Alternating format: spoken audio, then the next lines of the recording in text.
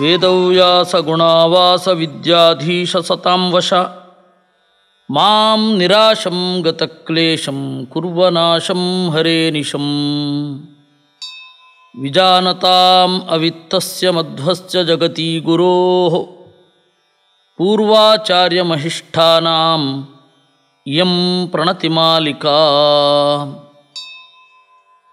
ಜ್ಞಾನಗಮ್ಯ ವಾಹಿನಿಯ ಕೇಳುಗರಿಗೆ ನಮಸ್ಕಾರಗಳು. ಮತ್ತು ರಾಘವೇಂದ್ರ ಸ್ವಾಮಿಗಳ ಗ್ರಂಥ ಮಹಾಭಾರತ ತಾತ್ಪರ್ಯ ನಿರ್ಣಯ ಆಶಯ ಸಂಗ್ರಹ, ಆ ಗ್ರಂಥದ ಚಿಂತನೆಗೆ ಸ್ವಾಗತಗಳು. ನಾವು ಹೋದ ಸಂಚಿಕೆಯಲ್ಲಿ 14ನೆಯ ಶ್ಲೋಕವನ್ನು ನೋಡಿದ್ವಿ. ಅಂದರೆ 14ನೆಯ ಅಧ್ಯಾಯದ ಸಾರವನ್ನು ನೋಡಿದ್ವಿ. ರಾಘವೇಂದ್ರ ಸ್ವಾಮಿಗಳ ಸಂಗ್ರಹ ಕೌಶಲ್ಯ ಅನಿತರ ಸಾಧಾರಣ. ನಾನು ಈ ಹಿಂದೆ ಹೇಳಿದ್ದೆ, ನಾರಾಯಣ ಪಂಡಿತಾಚಾರ್ಯರ ಕೃಷ್ಣಮಾಲಾ ಅಂತನ್ನುವ ಕೃತಿ, ಅವರು ಮಹಾಭಾರತ ತಾತ್ಪರ್ಯ ನಿರ್ಣಯಾದಿಗಳಲ್ಲಿ ಬರುವ ಕೃಷ್ಣನ ಕಥೆಯನ್ನು ಸಂಗ್ರಹ ಮಾಡಿದ್ದಾರೆ. ಅಲ್ಲಿ ಪಾಂಡವರು ಬೇರೆ ಎಲ್ಲವನ್ನೂ ಅವರು ಬಿಟ್ಟು ಕೇವಲ ಕೃಷ್ಣನ ಪಾತ್ರವನ್ನು ಮಾತ್ರ ನಿರೂಪಣೆ ಮಾಡಿ ಕೃಷ್ಣ ಕಥಾಮಾಲವನ್ನು ಮಾಡಿ ಕೃಷ್ಣಮಾಲಾ ಅಂತ ಆ ಹಿರಿಯರ ಜಾಡಿನಲ್ಲಿ ರಾಘವೇಂದ್ರ ಸ್ವಾಮಿಗಳು ನಡೀತಾ ಇಡೀ ಮಹಾಭಾರತ ತಾತ್ಪರ್ಯ ನಿರ್ಣಯದ ಆಶಯವನ್ನು ಸಂಗ್ರಹಿಸಿ ಕೊಟ್ಟಿದ್ದಾರೆ. ಒಂದು ಮಾತು ನೆನಪಿಡಬೇಕು, ಸಂಗ್ರಹ ಮೂಲ ಇಲ್ಲದೆ ಅಪೂರ್ಣ. ಹಾಗಾದರೆ ಸಂಗ್ರಹ ಯಾಕೆ ಮಾಡೋದು? ಬಹಳ ಕಡಿಮೆ ಸಮಯದಲ್ಲಿ ಮೂಲವನ್ನು ನೆನಪಿಸಿಕೊಳ್ಳಲಿ ಅಂತ ಅಷ್ಟೇ ವಿನಃ ಬೇರೆ ಅಲ್ಲ.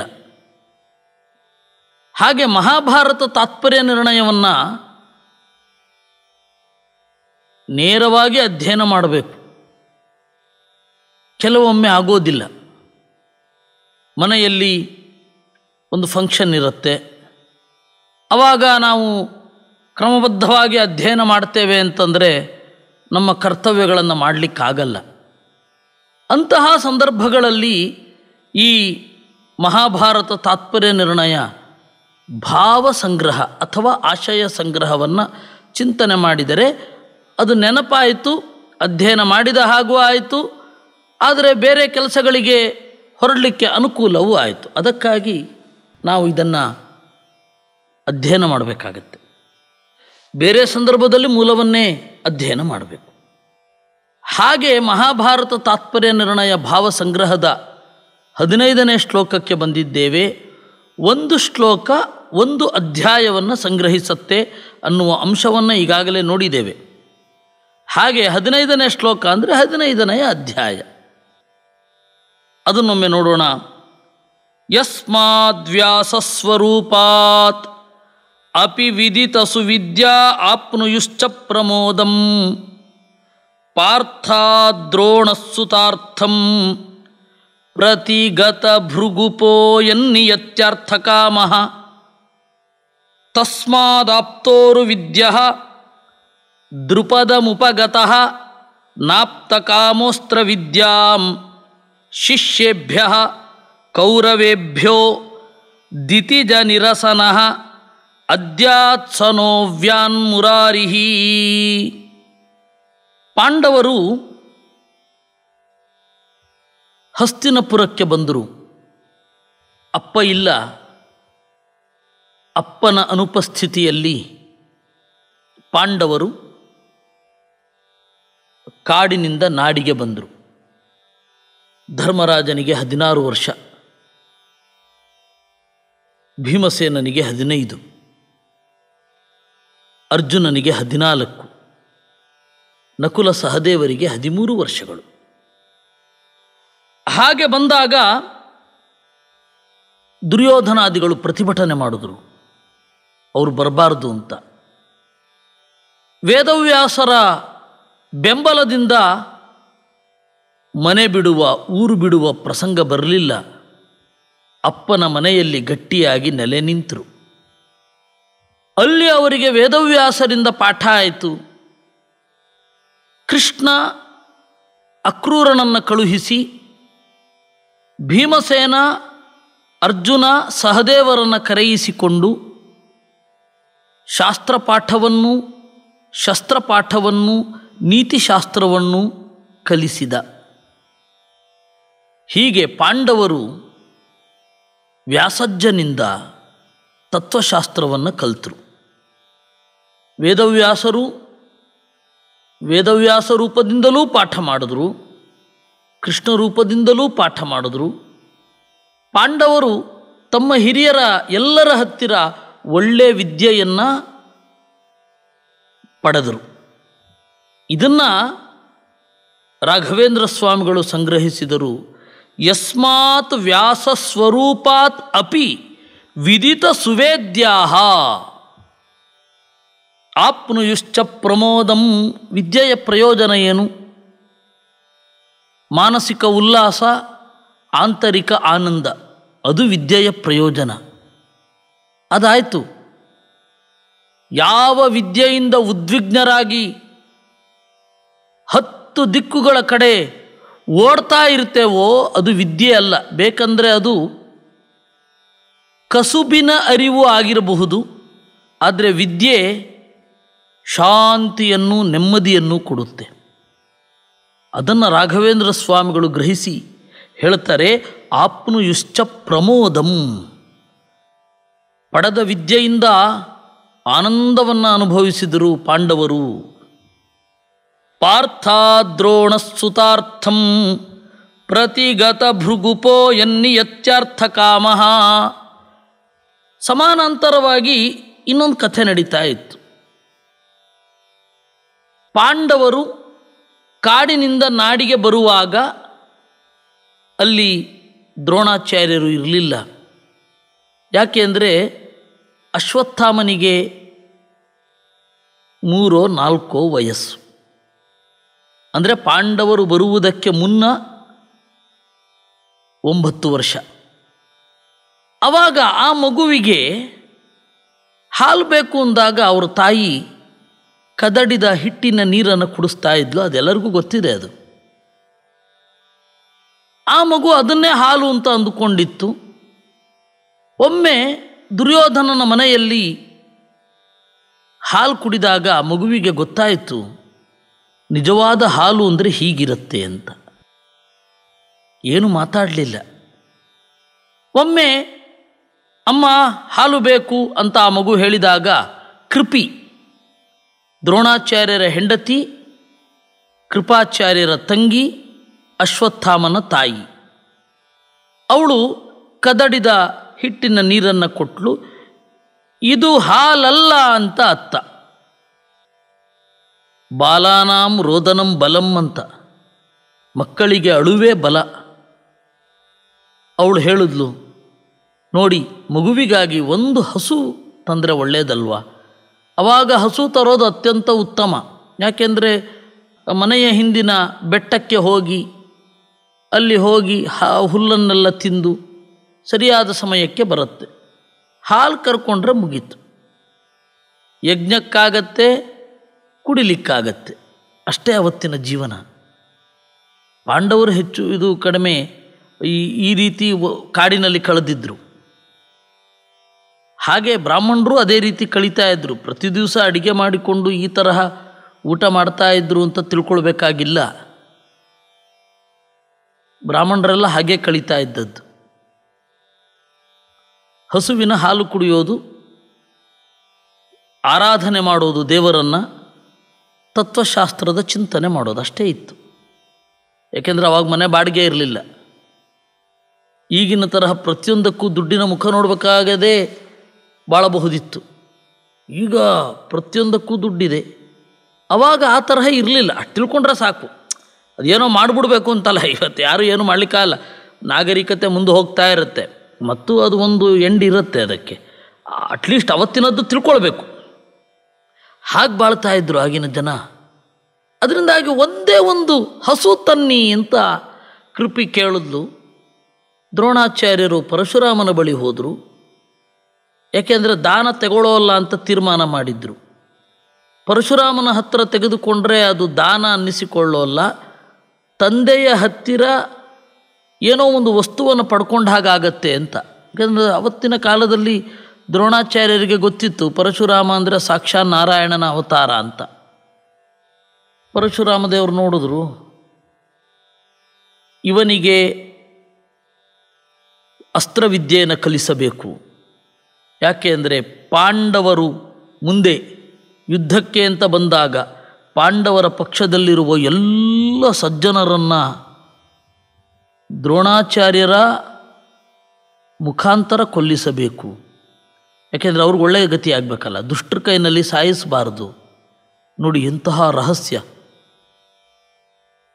ಇದರದ್ದು ಇನ್ನೂ ರಹಸ್ಯವನ್ನು ತಿಳ್ಕೊಳ್ಬೇಕು ಅಂದರೆ ತಾತ್ಪರ್ಯ ನಿರ್ಣಯ ನೋಡಬೇಕಾಗತ್ತೆ. ಅಲ್ಲಿ ಒಂದು ಜೆನೆಟಿಕಲ್ ಇಶ್ಯೂ ಬರುತ್ತೆ. ಅದರಿಂದಾಗಿ ತೀರ್ಮಾನ ಮಾಡಿದ್ರು, ಇಲ್ಲ ಪಾಂಡವರ ಕಡೆ ಹೋರಾಡುವ ಎಲ್ಲ ಸಜ್ಜನರಿಗೆ ದೇಹದಿಂದ ಬಿಡುಗಡೆ ಕೊಡಬೇಕು. ಯಾರು? ದ್ರೋಣಾಚಾರ್ಯರು, ಅಶ್ವತ್ಥಾಮಾಚಾರ್ಯರು, ಕೃಪಾಚಾರ್ಯರು, ಭೀಷ್ಮ. ಕೆಟ್ಟವರಿಂದ ಸಾಯೋದು ಬೇಡ. ಈ ಉದಾತ್ತತೆ ನಮ್ಗೆ ಗೊತ್ತಾಗತ್ತಾ? ಅದಕ್ಕಾಗಿ ಇವನಿಗೆ ಅಸ್ತ್ರವಿದ್ಯೆಯನ್ನು ಕಲಿಸ್ಬೇಕು ಅಂತ ಪರಶುರಾಮ ದೇವರು ಚಿಂತನೆ ಮಾಡಿದ್ರು. ಅದಕ್ಕೆ ಹೇಳಿದ್ರು, ನನ್ನ ಹತ್ರ ಏನೂ ಇಲ್ಲಪ್ಪ, ಈಗ ನನ್ನ ಹತ್ರ ಶಾಸ್ತ್ರ ಇದೆ ಅಷ್ಟೇ, ಶಸ್ತ್ರ ಇದೆ ಅಷ್ಟೇ. ಅದಕ್ಕೆ ದ್ರೋಣಾಚಾರ್ಯ ಹೇಳಿದ್ರು, ಸ್ವಾಮಿ ಶಸ್ತ್ರ ತಗೊಂಡು ನಾನೇನು ಮಾಡಲಿ, ಶಾಸ್ತ್ರ ಕಲಿಸಿ. ನೋಡ್ರಿ, ಮಗುವಿಗಾಗಿ ಹಸು ತಗೊಳ್ಳಿಕ್ಕೆ ಅಂತ ಬಂದವರು ಅದನ್ನು ಮರ್ತೇ ಬಿಟ್ರು. 12 ವರ್ಷಗಳ ಕಾಲ ಶಾಸ್ತ್ರಾಧ್ಯಯನ ಮಾಡ್ತಾ ಕೂತ್ಬಿಟ್ರು. ಇವತ್ತಿನ ಕಾಲದಲ್ಲಿ ಆ ಥರದ್ದೊಂದು ಸಾಧ್ಯತೆ ಇದೆಯಾ ಅಂತ ಯೋಚನೆ ಮಾಡಿ. ಕೃಪೆ ಆಗಿದ್ದಕ್ಕೆ ಸರಿ ಹೋಯಿತು. ಈ ರೀತಿ ಶಾಸ್ತ್ರಾಧ್ಯಯನ ಮಾಡ್ತಾ ಇರುವಾಗ ಆಮೇಲೆ ಶಸ್ತ್ರಾಧ್ಯಯನವನ್ನು ಮಾಡಿಸ್ಬಿಟ್ರು ಪರಶುರಾಮ ದೇವರು.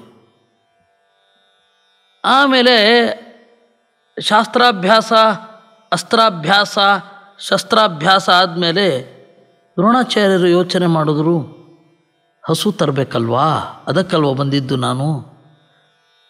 ಸರಿ, ದೃಪದನ ಹತ್ರ ಹೋಗೋಣ. ದೃಪದ ನನ್ನ ತಂದೆಯ ಶಿಷ್ಯ, ನನ್ನ ಶಿಷ್ಯನೂ ಹೌದು. ಶಿಷ್ಯನಿಂದ ತೆಗೆದುಕೊಂಡ್ರೆ ಅದು ದಾನ ಆಗೋಲ್ಲ, ದಾನ ತೆಗೆದುಕೊಳ್ಳುವುದಿಲ್ಲ ಅನ್ನುವ ನನ್ನ ವ್ರತವನ್ನು ಹೀಗೆ ಕಾಪಾಡಿಕೊಳ್ಳಬಹುದು ಅಂತ ಅನ್ನಿಸಿತು. ಅದರಿಂದಾಗಿ ಅವರು ದೃಪದನ ಹತ್ತಿರ ಹೋದರು. ಯಾಕೆಂದರೆ ಬಾಲ್ಯಕಾಲದಲ್ಲಿದ್ದಾಗ ದೃಪದ ಸ್ನೇಹದ ಉತ್ಕಟತೆಯಲ್ಲಿ ಹೇಳ್ತಾ ಇದ್ದ, ಏ ದ್ರೋಣ, ನಾನು ರಾಜನಾದರೆ ಅರ್ಧ ರಾಜ್ಯ ನಿನ್ನದು ಕಣೋ ಅಂತಿದ್ದ. ಇವರು ಹೋದರು, ನಾನು ನಿನ್ನ ಗೆಳೆಯ ಅಂದರು.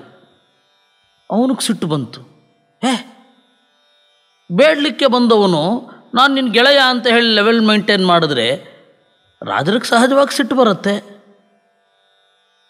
ನೀನು ಒಬ್ಬ ಬ್ರಾಹ್ಮಣನಾಗಿ ಬಂದು ಗೋ ಕೊಡಬೇಕು ಅಂತ ಹೇಳಿದರೆ ಕೊಟ್ಟುಬಿಡ್ತಾ ಇದ್ದೆ, ಒಂದೇನು 100 ಕೊಡ್ತಾ ಇದ್ದೆ. ಆದರೆ ಇವನು ಬಂದು ಕೇಳಿದ್ದೇನು, ನಾನು ನೀನು ಸಮಾನ ಅಂತನ್ನೋ ಧಾಟಿಯಲ್ಲಿ ಮಾತನಾಡಿದಾಗ ಇಷ್ಟ ಆಗತ್ತಾ ಅವನಿಗೆ?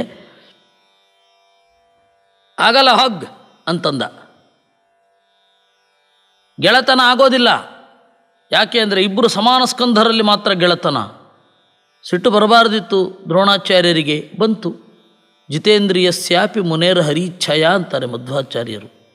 ಇಂದ್ರಿಯವನ್ನು ಗೆದ್ದಿದ್ರು, ಆ ಸಮಯದಲ್ಲಿ ದೇವರ ಇಚ್ಛೆಯಿಂದ ಕೋಪ ಬಂತು. ಅದಕ್ಕೆ ಸಿಟ್ಟಿನಿಂದ ಇವನಿಗೆ ಮಾಡ್ತೇನೆ ಅಂತ ಹೇಳಿ ಪಾಂಚಾಲ ದೇಶವನ್ನು ತೊರೆದು ಬರ್ತಾ ಇದ್ದರು. ಅಷ್ಟು ಹೊತ್ತಿಗೆ ಪಾಂಡವರು ಕೌರವರು ಇದ್ದು ಕೃಪಾಚಾರ್ಯರ ಹತ್ತಿರ ಸ್ವಲ್ಪ ಅಸ್ತ್ರವಿದ್ಯೆಯನ್ನು ಕಲಿತು ಇದ್ದರು. ಇಷ್ಟೊತ್ತಿಗೆ ಅವರಿಗೆ ಸುಮಾರೊಂದು 22 ಆಗಿತ್ತು. ಅಷ್ಟೊತ್ತಿಗೆ ದ್ರೋಣಾಚಾರ್ಯರು ಬಂದರು. ಒಂದು ಆಳವಾದ ಬಾವಿಯಲ್ಲಿ ಯುಧಿಷ್ಠಿರನ ಉಂಗುರ ಆಮೇಲೆ ಚೆಂಡು 2 ಬಿದ್ದೋಗಿತ್ತು. ಬಹಳ ಗೊಂದಲ ಆಗ್ತಾ ಇತ್ತು ಅವರಲ್ಲಿ. ದ್ರೋಣಾಚಾರ್ಯರು ಹೋಗಿ ಕೇಳಿದ್ರು, ಏನು ಸಮಸ್ಯೆ? ಹೀಗೆ ಚೆಂಡು ಬಿದ್ದಿದೆ, ಮುದ್ರಿಕೆ ಬಿದ್ದಿದೆ, ರಾಜಮುದ್ರೆ. ಯುವರಾಜನ ಅಂಕಿತ ಅನ್ನೋದು ಅವತ್ತು ಹೆಂಗೆ ಗೊತ್ತಾಗ್ತಾ ಇತ್ತು ಅಂದರೆ, ಆ ಮುದ್ರೆಯನ್ನು ಬಣ್ಣದಲ್ಲಿ ಅದ್ದಿ ಬಟ್ಟೆಯ ಮೇಲೆ ಸೀಲು ಒತ್ತಿದ್ರೆ ಓ ಇವನು ಯುವರಾಜನ ಕಡೆಯಿಂದ ಬಂದಿದ್ದಾನೆ ಅಂತ. ಆಮೇಲೆ ಪತ್ರ ಬರೆದು ಅದ್ರ ಮೇಲೆ ಸೀಲು ಒತ್ತೋದು, ಅಂದರೆ ಉಂಗುರದಲ್ಲೇ. ಆಮೇಲೆ ಲೆಟರ್ ಹೆಡ್ಡು, ಸೈನು, ಆಮೇಲೆ ಸೀಲು ಬಂತು. ಅವಾಗಿನ ಕಾಲದಲ್ಲಿ ಸೀಲಿನ ಬದಲಾಗಿ ಉಂಗುರವನ್ನು, ರಾಜಮುದ್ರೆಯನ್ನು ಇಟ್ಕೊಂಡಿರ್ತಿದ್ರು. ದ್ರೋಣಾಚಾರ್ಯರಿಗೆ ವಿಷಯ ಗೊತ್ತಾದ ಕೂಡಲೇ ಬೈದ್ರಂತೆ, ಏನರೋ ಕುರುಕುಲದ ಪ್ರತಿಷ್ಠಿತ ರಾಜಕುಮಾರರು ಅಸ್ತ್ರ ಗೊತ್ತಿಲ್ಲ ಅಂತಿರಲ್ಲ, ತಡಿರಿ ನಾನು ನಿಮಗೆ ಅದೆರಡನ್ನು ಕೊಡ್ತೇನೆ ಅಂತ ಹೇಳಿ ತಮ್ಮ ಅಸ್ತ್ರವಿದ್ಯೆಯನ್ನು ಪ್ರದರ್ಶಿಸಿ ಚೆಂಡನ್ನು ಮೇಲುಗಡೆ ತಂದರು. ನೋಡಿ, ಅಪ್ರಧಾನವಾದದ್ದನ್ನು ತಂದರು, ಪ್ರಧಾನವಾದ ಮುದ್ರಿಕೆ ಅಲ್ಲೇ ಇತ್ತು. ಅದನ್ನು ಕೊಟ್ಬಿಡ್ರಿ ಅಂದರು ಎಲ್ಲ.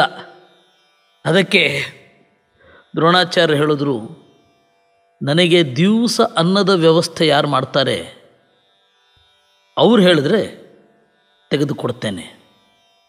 ದ್ರೋಣಾಚಾರ್ಯರು ಶಿಲೋಂಚ ವೃತ್ತಿಯಲ್ಲಿ ಇದ್ದರು. ಕಾಳು ಕಡಿಗಳು, ಹಕ್ಕಿಗಳು ತಿಂದು ಉಳಿದು ಬಿದ್ದಿದ್ರೆ ಅದನ್ನು ಆರಿಸಿಕೊಂಡು ಬಂದು ಅದನ್ನು ಹಿಟ್ಟು ಮಾಡಿ ತಿನ್ನೋದು. ಆ ವ್ರತದಲ್ಲಿ ಇದ್ದವರು ನೋಡಿ ಎಲ್ಲಿಗೆ ಬಂದರು. ದಿವಸ ಊಟ ತಿಂಡಿ ವ್ಯವಸ್ಥೆ ಆಗಬೇಕು, ಪ್ರತಿಜ್ಞೆ ಮಾಡಿ ತಕ್ಕೊಡ್ತೇನೆ ಅಂದರು. ಧರ್ಮರಾಜ ಕೂಡಲೇ ಪ್ರತಿಜ್ಞೆ ಮಾಡಿದ, ನೀವು ಬದುಕಿರುವವರೆಗೆ ನಾನು ಆ ವ್ಯವಸ್ಥೆ ಮಾಡ್ತೀನಿ ಇಂದ. ಅವನಿಗೆ ಆವಾಗ ಸುಮಾರು 22-23 ಆಯಿತು ಅಂತ ತೆಗೆದುಕೊಟ್ರು. ಆಮೇಲೆ ಅವ್ರಿಗೆಲ್ಲರಿಗೂ ಹೊಳಿತು, ಓ ಬಂದವ್ರ ಹೆಸರೇ ತಿಳ್ಕೊಳ್ಳಿಲ್ಲ ಅಂತ. ಸ್ವಾಮಿ ತಮ್ಮ ಹೆಸರೇನು ಅಂತಂದರು. ತಾತನ ಕೇಳಿ ಹೋಗಿ ಅಂತಂದರು. ಓಡಿ ಬಂದರು ಎಲ್ಲರೂ ಭೀಷ್ಮಾಚಾರ್ಯರ ಹತ್ತಿರ. ಯಾರೋ ಒಬ್ಬ ಕರಿ ಬಣ್ಣದ ಬ್ರಾಹ್ಮಣ ಇದ್ದಾನೆ, ಬಿಳಿ ಬಣ್ಣದ ಬಟ್ಟೆ ಉಟ್ಕೊಂಡಿದ್ದಾನೆ, ಬಹಳ ಅಸ್ತ್ರವನ್ನು ತಿಳಿದಿದ್ದಾನೆ, ಯಾರವನು ನಿಮ್ಮನ್ನು ಕೇಳಿ ಅಂತ ಅವನೇ ಹೇಳಿದ್ದು. ಓಹ್ ದ್ರೋಣಾಚಾರ್ಯರು ಕಂದ ಅಂತ ಹೇಳಿ ಅವ್ರನ್ನೆಲ್ಲ ಕರ್ಕೊಂಡು ಬಂದು ದ್ರೋಣಾಚಾರ್ಯರ ಹತ್ತಿರ ಅಸ್ತ್ರವಿದ್ಯೆಯನ್ನು ಕಲೀಲಿಕ್ಕೆ ಅಂತ ಬಿಟ್ಟರು. ಆಮೇಲೆ ದ್ರೋಣಾಚಾರ್ಯರು ಹೇಳಿದ್ರು, ನಾನು ನಿಮ್ಮಲ್ಲಿ ಅದ್ಭುತನಾದ ಬಿಲ್ಗಾರನೊಬ್ಬನನ್ನು ತಯಾರಿಸ್ತೇನೆ, ನನ್ನ ಪ್ರತಿಜ್ಞೆಯನ್ನು ಈಡೇರಿಸ್ತೇನೆ ಅಂತ ಅವನು ಮಾತು ಕೊಡಬೇಕು. ಆಗ ಭೀಮಸೇನನ ಬೆಂಬಲದಿಂದ ಅರ್ಜುನ ಪ್ರತಿಜ್ಞೆ ಮಾಡಿದ, ಗುರುಗಳೇ ನಾನು ಮಾಡ್ತೇನೆ ಅಂತ. ಈ ರೀತಿ ದ್ರೋಣಾಚಾರ್ಯರು ಪಾಠ ಹೇಳಿಕೊಡುವ ಹಾಗೆ ಆಯಿತು. ಈ ರೀತಿ ಮರೆಯಲ್ಲಿ ನಿಂತು ರಾಜಕೀಯದ ಚದುರಂಗವನ್ನು ನಡೆಸಿದ ಪರಶುರಾಮ ರೂಪಿ ಪರಮಾತ್ಮನಿಂದ ಅಭಿನ್ನನಾದ ಶ್ರೀಕೃಷ್ಣ ಏನಿದ್ದಾನೆ, ನಹ ಅವ್ಯಾತ್, ನಮ್ಮನ್ನೆಲ್ಲ ಪಾಲಿಸಲಿ ಅಂತ ರಾಘವೇಂದ್ರ ಸ್ವಾಮಿಗಳು 15ನೆಯ ಶ್ಲೋಕದ ಮೂಲಕ 15ನೆಯ ಅಧ್ಯಾಯವನ್ನು ನಮ್ಮ ಮುಂದೆ ಸಂಕ್ಷಿಪ್ತವಾಗಿ ಕಟ್ಟಿಕೊಟ್ಟಿದ್ದಾರೆ. ಹೀಗೆ 15ನೆಯ ಅಧ್ಯಾಯದ ಸಾರ ಏನು? ದೇವರು ಯಾರ ಕೈಗೆ ಅಸ್ತ್ರವನ್ನು ಕೊಡಬೇಕು, ಯಾರ ಕೈಗೆ ವಿದ್ಯೆಯನ್ನು ಕೊಡಬೇಕು, ಯಾರ ವಿದ್ಯೆಯನ್ನು ಹೇಗೆ ಬಳಸಬೇಕು, ಅದನ್ನೆಲ್ಲ ಮೊದಲೇ ಸಂಕಲ್ಪಿಸಿರ್ತಾನೆ. ಆಯಾ ಕಾಲಕ್ಕೆ ಬಂದ ಹಾಗೆ ಅದರ ವಿಕಾಸವನ್ನು ಜಗತ್ತಿನ ಮುಂದೆ ಇಡ್ತಾನೆ ಅನ್ನೋದು 15ನೆಯ ಅಧ್ಯಾಯದ ಸಾರಾಂಶ ಅಂತ ರಾಘವೇಂದ್ರ ಸ್ವಾಮಿಗಳು ನಿರೂಪಿಸಿದ್ದಾರೆ. ಈ 15ನೆಯ ಅಧ್ಯಾಯದ ಸಾರಾಂಶವನ್ನು ಪ್ರಾಯೋಜಿಸಿ ರಾಘವೇಂದ್ರ ಸ್ವಾಮಿಗಳ ಈ ಗ್ರಂಥ ಜನರ ಮುಂದೆ ಇಡಬೇಕು ಅಂತನ್ನುವ ಸತ್ಸಂಕಲ್ಪವನ್ನು ಮಾಡಿದವರು ಅರವಿಂದ ಲಕ್ಷ್ಮೀನಾರಾಯಣ ಅವರು. ಅವರಿಗೆ ರಾಘವೇಂದ್ರ ಸ್ವಾಮಿಗಳು ಜ್ಞಾನದ ಆನಂದವನ್ನು ಕೊಡಲಿ ಅಂತ ಬೇಡಿಕೊಳ್ತಾ ಈ ಚಿಂತನೆಯನ್ನು ನಾವೆಲ್ಲರೂ ದೇವರಲ್ಲಿ ಸಮರ್ಪಣೆ ಮಾಡಿಕೊಳ್ಳೋಣ ಅಂತ ಇದರ ಉಪಸಂಹಾರ. ಕೃಷ್ಣಾರ್ಪಣಮಸ್ತು.